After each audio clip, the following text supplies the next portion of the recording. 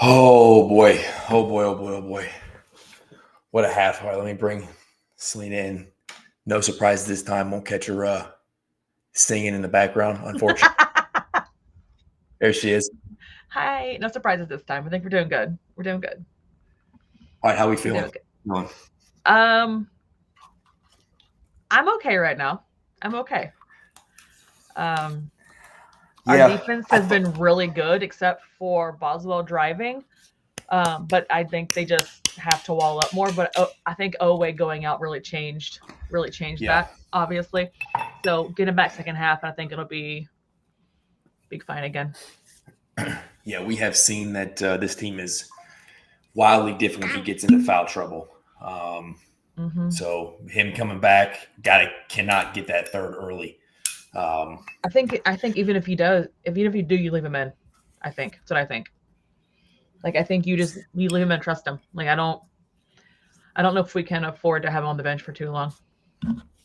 yeah, I agree. Gonna have to trust him. We did. I was nervous when Lamont went out with that one foul. He's definitely trying to keep him out of foul trouble too. Um, Yeah. we survived with him not on there. Um, yeah, I mean, it's. I think I'm happy with the first half. I'm hmm also slightly frustrated because of the amount of points that were left on the table again. Yeah. Yeah. Yeah. Like early in the first half of the Troy game, it's like we were missing point blank opportunities at the rim, and I don't understand it. I don't want I think it's a nerves thing. I think it's a nerves thing because we saw the first half against Troy and then it changed and wasn't a problem anymore. You know what I mean? Like it's a nerves thing. I'm happy to to. see the Is it? threes going in though. Happy to see threes Yeah, going in finally. I Like think that's a good thing. We're rolling. outside of We have Kobe, right? I mean, Kobe's I think one of five. Did he get up right. five? Butler has two. Um, Chandler has one. Ansley has one. Brea has one. So that's good because it means when multiple people are making the threes, and then they have to respect those people. It opens up driving lanes more, especially for like Otega yeah, because Otega's a driver, right? He's not a shooter. He can't, but he's not. So having multiple threats on the court that have made them, they have to respect that a little bit. yeah, I agree. And it's big when Lamont hits those hmm threes because now they can't go under that screen. If you're gonna press on Lamont, he's gonna get to the bucket and he's gonna make good things happen. So curious to see if they play the percentages and try to get him to shoot more of those shots. Um, but ask Louisville what happens when you do that. Right? He'll drop 30 on your head. Um, but who's the big man we go to in the second half? Because I don't know. I I think need I need to see Carr fed more.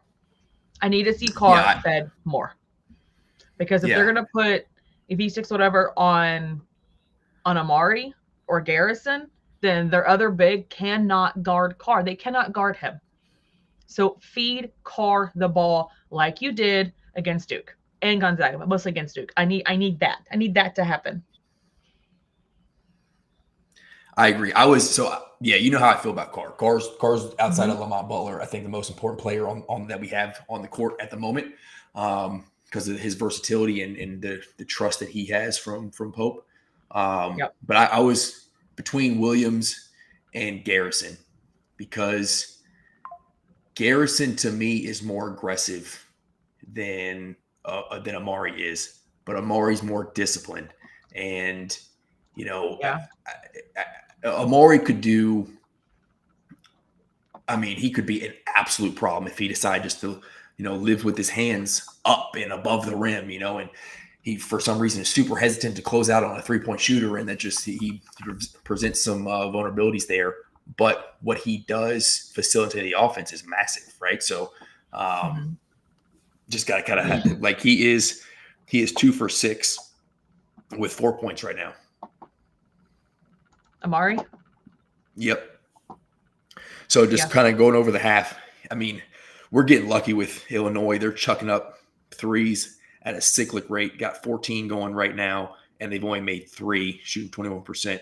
The three's not the Field goal problem percentage. though. Their driving's a problem on us right now. Yeah, That's the they're biggest living in the issue. paint.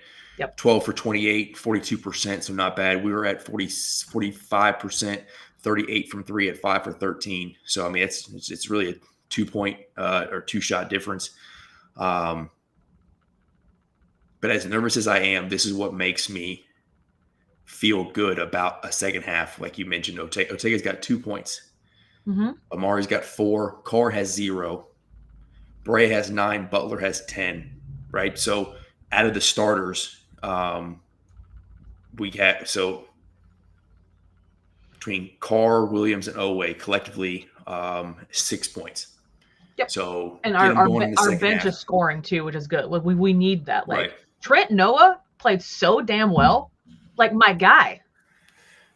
Yeah. Like yeah. I mean, he played so well. He especially defensively, and he got himself got caught up in a bind trying to play Ivica down low, but he's battling. I think Ansley seeing that one finally go down in the corner was massive. Yep, because he had just been struggling, man. He just seeing that one go in, turn to the bench, and talk his shit. That's big Did for. A little math. But I think this is if we can get to the 12-minute mark, maybe even the 10-minute mark, without Oweh picking up that third foul, we stretch this thing out. And because they don't have the ability, just like we couldn't stop them from getting to the rim. Oweh presents that same problem for Illinois, and we kind of reverse the thing and get them in foul trouble. It ended even, but it was a 7-2 foul advantage for Illinois. Wow. Okay. What were you at? Yeah, I tried to hear that thunder. It was really loud. I heard it in my headphones, so I'm sure it came through over there somehow because my headphones are noise canceling. But no, as long as we can keep them uncomfortable with the 3 ball, right? Like, keep them uncomfortable with that. Don't let Yakachonis, whatever, get going. Right now, they have that kid in hell. Butler's got that kid in hell. But keep him kind of mixed, like not mixed match, but like wibbly wobbly or whatever, right? And then just wrote the one play that Brea had where he stole the pass back to V6 was perfect because that's what they want to do every time.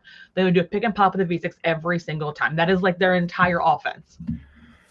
So if we can disrupt that and keep disrupting that, we're going to be fine, I think. Yeah, I agree there. And even with the switch with Colin Chandler switching off, and they're obviously a distinct size advantage there, just to make him uncomfortable, get a hand in his face, and not let him step into an open 3. Those are the ones he's going to hit. Slightly contested 3, and that percentage drops significantly. But we got to find a way. And if we've seen this before from Pope, where he comes out in the second half and he sees a very vulnerable matchup for the other team down low, and he goes play after play after play down in the paint. And I hope he does that. And I hope they have a contract with Amari said. Go ahead. Who is Boswell guarding? Is Boswell guarding Ortega when he's in? I honestly don't remember just because he had so few minutes. I'm not sure. He is, I feel they've been switching everything though. So I mean they are switching 1 through 5. Right, but I'm saying if Boswell's on Ortega, then I think you need to exploit that and let Ortega post up and go to work. Like Boswell's strong, don't be wrong, but Ortega is a freak athlete, and he does really well around the rim. So like, I think that or Butler even put Riley in down there with Butler, whoever's guarding Butler, and let Butler post up because he's tricky too. Like if we're gonna exploit something, we should use our guards to exploit that as well, not just the bigs. Yeah, you're not wrong. You're not wrong there. I just, if we can get some switching and down in the paint and get some big man work going between Carr, because you can work some high-low action with Carr and Amari. And Ivicic's first instinct, if you watching him play, is to hug and to wrap that arm. And you can easily get him in foul trouble, especially with Carr's footwork. His fake over one shoulder, pump fake, get under, slip underneath. He can get a cheap foul. And if he sits early on, just like we're talking about, Ortega can't add that third. If Ivica pick up his third early, they're a whole different team, right? So, because he runs their offense just like Amari does. It's going to be who can kind of play that chess game better in the second half. Yeah, Trent does play well. You're right. He always hustles. That's why I love him. Yeah, that play. I mean, you hope, you wish he gets all three. But yeah, that play at the end, that was just a kind of a scramble. He has to get the ball and gets some free throws at the end of the game. That's another thing though that is frustrating is we've left so many points from the free throw line. Lamont misses the 1-and-1. Amari misses the and one. Same with Owe missing free throws. Like, can't in a game that's going to be this close, you got to take advantage of those free points they're going to give you. Yeah, Get them in foul trouble doesn't help if you're not going to make the buckets at the line. But how you feeling, Selena? I'm okay. Like, I have been in my spot, and I'm probably gonna go back to my spot because this game is too close to not go back to my spot. But I'm okay. I'm not freaking out, panicking yet. I don't know. My pulse check, it dipped a little bit when we had that 12-point lead. They started making a comeback, back up to about 160 beats per minute. They made a comeback because Owe was out and they started driving the ball, unfortunately. Yeah. So Owe coming back, I'm gonna lean on your perspective there. When he comes back, it's gonna be a different ball game. Well, it's a defense thing. But my body is standing still right now, but internally it's running a marathon. The way this I can tell you're breathing kind of heavy. You're breathing kind of hard there, Rando. Well, I didn't switch the mic. I am less than good at the moment. I need to get through this moment. See, thank you. I agree. Cats by 10. I agree. Yeah. I don't. Yeah, I'm living in the moment right now. Like I play by play, stressing. I'm going to address something right now, by the way. This game, winning or losing, has no bearing on what any other freaking team is doing. And I know you say different, Rando, but I swear to God, I don't care what other teams are doing. Those are no longer our coaches. Those are no longer our teams. Okay, BYU is different because Mark Pope was absolutely handcuffed at BYU. Like, handcuffed. And 5 of his players are still there. So, and then Calipari, Arkansas, dude, who cares? They're playing great right now. Who cares? I am worried about this team and Mark Pope only, and this team only. I don't disagree with that. Not at all. I don't. That I think that was lost in the context was to act like it doesn't exist seems silly to me. To act like that we're watching all these games and you hear in the fact of like he just left and now that team is, BYU is in the Sweet 16. Now, is this new coach got a bunch of money from, I think, like the Utah Jazz? Hell yeah, he does. I get that. I get that. Right. I understand that. And does, Arkansas getting healthy, Cal coming back, Cal rejuvenated now that he's got to prove himself? Is that part? Yeah, 100%. My point is to act like it doesn't exist, like the history of the programs don't collide, and that you can't say that human nature doesn't come into factor when we watch that. Now, has Pope put enough pressure on himself by the things that he has said when he came to the program? Yes. Should there already be motivation to get to the Sweet 16 by this team because we have seniors who may not play basketball at this level again? Yes. But my argument is that seeing that elevates it a little bit. And I just it's human nature not to go like. It's a fan base thing more than a coaching thing, though. The fan base is the ones freaking out. The BDN, the people are worried about are the ones that are adding that extra pressure, not to the team, but to us, like the fan base itself. Like, because the problem is that what's going to happen is you're going to have like, say for instance, whatever worst case scenario happens. Okay. The fan base will be the one to harp on those two teams making it to the Sweet 16. Not the coaches, not the players, not the team. It'll be the fan base. Well, not just the Kentucky fan bases. It'll be the fan bases of that. It'll be college basketball fans. Fan bases, and we should. It'll be college basketball fans in general. Will kind of think that way. And again, this is a fan-driven thing, though. This is not a coaching internal. This is a fan-driven, like, exercise and whatever this is. This is fan-driven. Like, it's not a coaching-driven or team-driven thing. It's college Damn it. Wave your arms around. It doesn't work. Shitty ass. So it has to. I don't know what to tell you. Okay, so I don't think it changes the way he coaches. I'm just saying to sit there and say it's not in the back of his mind, the player's mind, that you can just erase it. I think that's silly. I think it's there. Like those players weren't here last year, so they aren't in the muck. They're not from Kentucky. They weren't here last year, right? They weren't part of any of this. They were all whatever. They were all thirst trapping in the comments. We're trying to have a serious conversation. I'm gonna turn this light on real quick. Hold on. Okay, like they were brought in completely separate to be with Pope. They were not like part of this. So they don't have the same connection. They don't have the same emotional turmoil as like Arkansas players did when they played us, because they were not connected to it, right? Like this is an emotional connection by the fan base. That is what this is. Again, I think we are not as far apart as I think it seems like. I'm just saying that it happened, and I think it's healthier to acknowledge that it happened, right? I'm not saying they're in the locker room talking about it. I'm just saying like to acknowledge the fact of like, hey, you know, I've been there. I've been in situations like that where it's like, hey, we gather the boys around and it's like, we're gonna hit harder today. Because we want to go play and get one for this dude. Like this is important. And again, people disagree with me. That's okay. I think it's tough to sit there and say it's to pull out the human nature of going like, you know, everybody has talked about how prideful and competitive Pope is. This plays into that, right? And I mean, you watch things like The Last Dance and talk about Michael Jordan, how he would, you know, he would find anything, even the pettiest thing, to find motivation.